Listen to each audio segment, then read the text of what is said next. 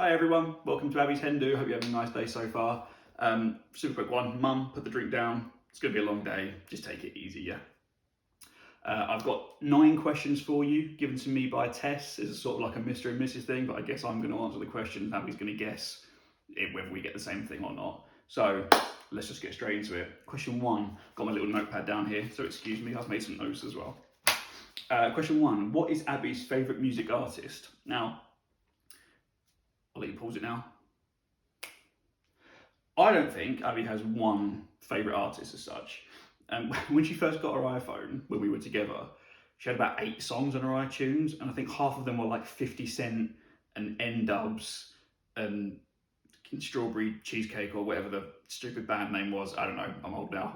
They were just dreadful, dreadful songs. I remember I left my phone at home once and we put her car on my phone, and it was just one of the worst journeys for music ever. But we've been to loads of gigs. We've been to Royal Blood, we've been to Two Door Cinema Club, we've seen Sunset Suns, we've seen Panic at the Disco, we've seen loads of bands like that, but I don't think Abby has one sort of like band as such. However, that being said, for her love of Moana and her love of Hamilton, which we're going to see, we would have already seen by now, and we had a fantastic time. I'm going to go with Lin-Manuel Miranda as Abby's favourite musical artist. Question 2. What do you think Abby's first impression of you was? And then I've also, Tess, I hope you don't mind, I've also merged in with this question, what was your first impression of Abby? They were slightly different in the listing, so I'll just put them together. I know what Abby's first impression of me was because she's told me, not on the day as such, well no, she did tell me on the day actually, obviously. We were talking, and after about 5 minutes, she said to me, did you go to private school? Which, 1, I did, but for 2, I thought it was a bit pot calling the kettle rich, considering she was coming from St Albans, but that's not the point. I think she was just glad at the end of the day that my voice isn't more annoying than it is, because we hadn't spoken on the phone as such before we actually met. We were talking on text a lot, and I think she told me as well that as we were walking past, every time she thought, oh my god, could that be him, could that be him, could that be him? But the last thing you want is for someone to turn up and their voice not match to the way they look. So I think she, more than anything, she was just completely relieved that I sounded the way I did, so to speak.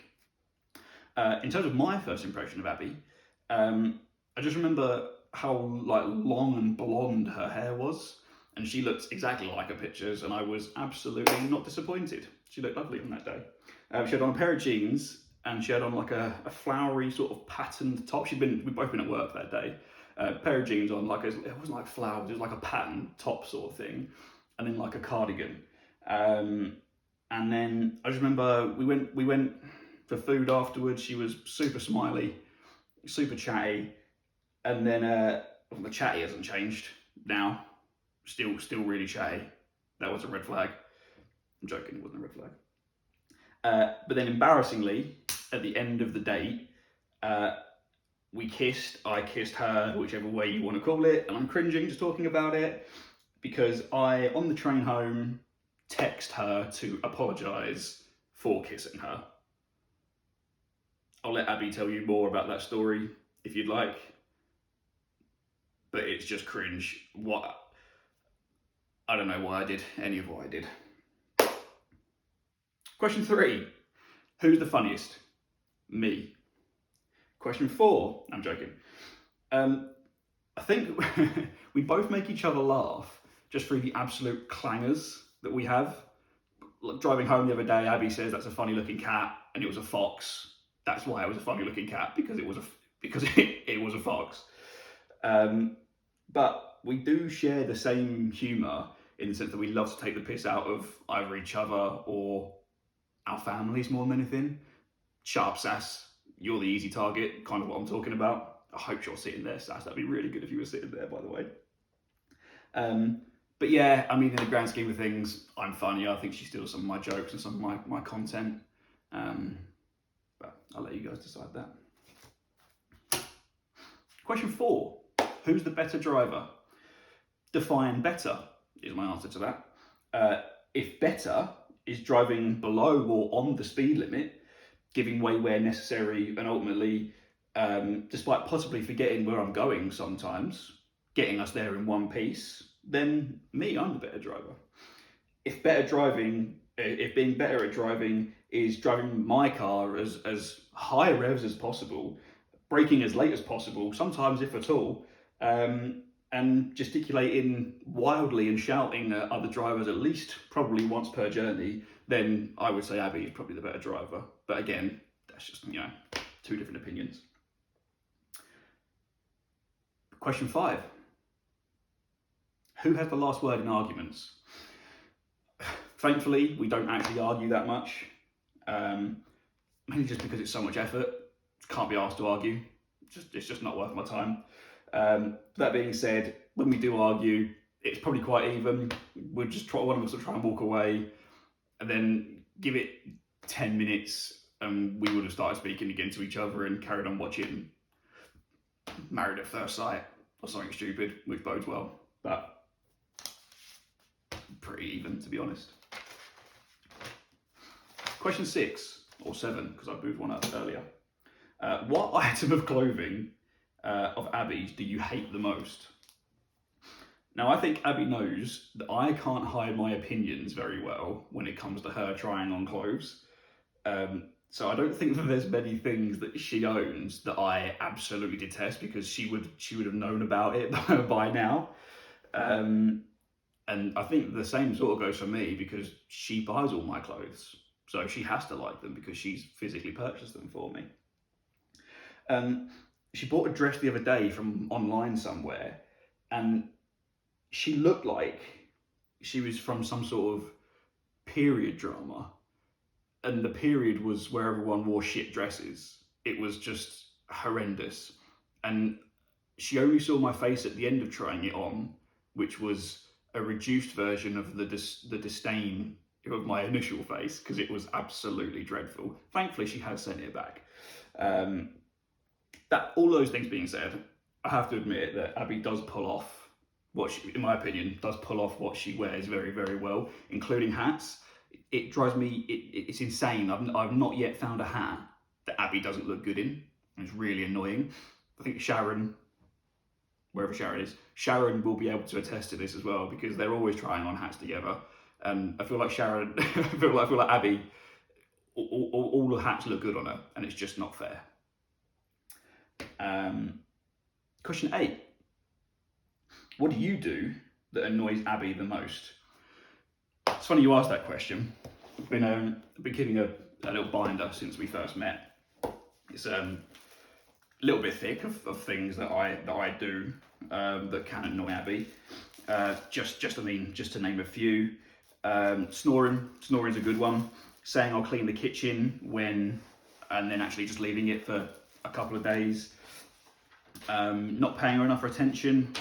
Paying her too much attention. Falling asleep on the sofa and then coming up at like 2 a.m, or Abby having to come down and wake me up at 2 a.m. because I have fallen asleep on the sofa. Not eating my vegetables. Are there many reasons why you're actually with me? Like, do you need to reconsider? Or are you happy with all of this? Because none of that's going to change. I hope you appreciate that, and I hope you understand that. There's obviously a lot more that we could go through, but you guys have got to go out this evening, so I don't think it's going to be worth anyone's time. And then question 9. What is your favourite thing about Abby? So, I know we've had a laugh in these questions so far, and it's all about fun and things like that, but like in all seriousness, there's a million things that I love about Abby, and if there wasn't, then I wouldn't be marrying her. So there is, and I am. So that's a good thing. The biggest thing for me is that, and it might sound selfish, that I feel like I love how much she loves me. And what I mean by that is that I know she's always there for me. I know she always backs me up.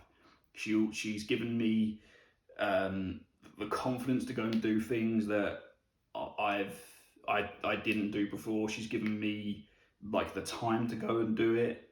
She's allowed me to try things. I like try things like with my new job. She's just like there, and it fills me with like happiness and with warmth like every day, knowing that when I wake up, I come to bed every night, even if she's asleep, I give her a kiss. It's not weird. It's just what I do, and I just love the fact that she's there, and I love the fact that I know she will always be there. And there's a million things in life that we can worry about, but like me and Abby, I just don't have to worry about it, which is really nice. And I mean, without Abby, there's no Joel. Like, it sounds so cringe, but it's true. Like, without her, I mean, that's the point. There would be a Joel, but he'd be morbidly obese and probably have scurvy from not eating any vegetables in the last 7 years. So there'd be a Joel, but he'd be in a terrible, terrible state. So it's better that Abby is here, ultimately. Let's put it that way. I hope that all makes sense. Abby, I love you. I hope you've had a lovely day so far. I hope you have a nice evening as well. Thank you to everyone for coming and for being here. Thank you to everyone who organised and Mum for hosting and things like that. Have a nice day. If I don't see you before the wedding, see you on Friday the 17th of December. Have a good day, guys. See you later.